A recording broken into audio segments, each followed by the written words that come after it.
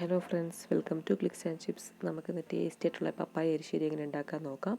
അതിനായിട്ട് ഇവിടെ ഒരു ഫുൾ പപ്പായ എടുത്തിട്ടുണ്ട്. നിങ്ങൾക്ക് ക്വാണ്ടിറ്റി കുറച്ച് മതി എന്നുണ്ടെങ്കിൽ ഇതിന് ഹാഫായിട്ട് എടുത്തിട്ട് യൂസ് ചെയ്യാവുന്നേ ഉള്ളൂ. ഇതിൻ്റെ സ്കിൻ ആദ്യം പീൽ ചെയ്യുക, എന്നിട്ട് ഈ സ്ക്വയർ ഷേപ്പിൽ കട്ട് ചെയ്ത് നല്ലോണം വാഷ് ചെയ്ത് വെക്കുക. ഇത്ര വലുപ്പത്തിന് വേണം കട്ട് ചെയ്യാനായിട്ട്. എന്നിട്ട് ഒരു കപ്പ് പച്ചപ്പയർ എടുക്കുക. ഇത് എന്നിട്ട് ഒരു 250 ml ഒരു കപ്പാണ് അളവെടുത്തിട്ടുള്ളത്. പിന്നെ കുക്കറിലോട്ട് പപ്പായ ആഡ് ചെയ്യുക, പിന്നെ ഗ്രീൻ ഗ്രാമും കൂടിയിട്ട് ആഡ് ചെയ്യുക. എന്നിട്ട് ആവശ്യത്തിനുള്ള വെള്ളം ഒഴിക്കുക. വെള്ളം ജസ്റ്റ് പപ്പായ മുങ്ങി നിൽക്കുന്ന രീതിയിൽ ഒഴിച്ചാൽ മതി, അല്ലെങ്കിൽ പിന്നെ വെന്ത് കിട്ടുമ്പോഴത്തേക്കും നല്ല ചാറ് കിട്ടും. പക്ഷെ നമുക്ക് ആ കൺസിസ്റ്റൻസി അല്ല വേണ്ടത്, കുറച്ച് തിക്കായിട്ടാണ് വേണ്ടത്. സോ ഇത്രയ്ക്കുള്ള വെള്ളം മതി. എന്നിട്ട് ആവശ്യത്തിനുള്ള ഉപ്പ് ആഡ് ചെയ്തിട്ട് കുക്കറിന് അടച്ചു വെച്ചിട്ട് ഒരു 4 വിസിൽ വരുന്നവരെ വേവിച്ചെടുക്കുക. ഇതിപ്പോൾ നല്ലോണം വെന്തിട്ടുണ്ട്. ഇനി നമുക്കിതിനു വേണ്ടിയുള്ള അരപ്പ് റെഡിയാക്കാം. അതിനായിട്ട് ഒരു മിക്സർ ജാറിൽ ഈ ഗ്രീൻ ഗ്രാം അളന്ന സെയിം കപ്പ് വെച്ചിട്ട് ഒരു 1.5 കപ്പ് തേങ്ങ ആഡ് ചെയ്യുക.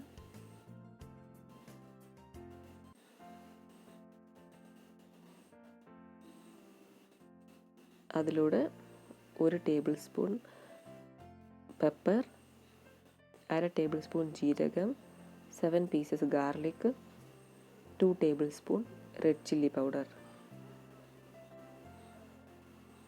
പിന്നെ 1/2 ടീസ്പൂൺ ടർമറിക് പൗഡർ, പിന്നെ ശകലം കറിവേപ്പിലയും കൂടി ആഡ് ചെയ്തിട്ട് ജസ്റ്റ് ഒന്ന് ക്രഷ് ചെയ്തെടുത്താൽ മതി. ഇതിൽ വെള്ളം ഒന്നും ആഡ് ചെയ്യേണ്ട ആവശ്യമില്ല. പേസ്റ്റായിട്ടല്ല വേണ്ടത്, ഇതുപോലത്തെ കൺസിസ്റ്റൻസിലാണ് വേണ്ടത്. എന്നിട്ട് നമുക്ക് ഈ അരപ്പ് കൊണ്ട് പപ്പായയിലോട്ടിടാം.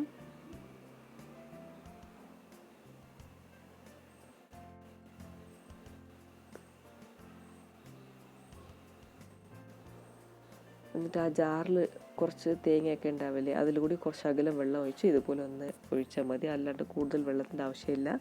എന്നിട്ട് നല്ലോണം ഈ തേങ്ങയും പപ്പായയും എല്ലാം കൂടിയിട്ട് നല്ലോണം മിക്സ് ചെയ്യുക. മിക്സ് ചെയ്തിട്ട് മീഡിയം ഫ്ലെയിമിൽ വെച്ച് ഒന്ന് ബോയിൽ ചെയ്യിപ്പിച്ചെടുക്കുക.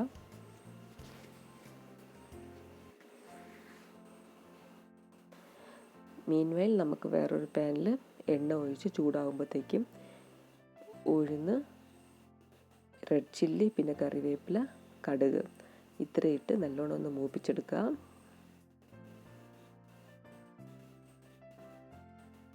എന്നിട്ട് ഈ കടുക് വറുത്തെടുത്ത് പപ്പായയിലോട്ട് ആഡ് ചെയ്യാം.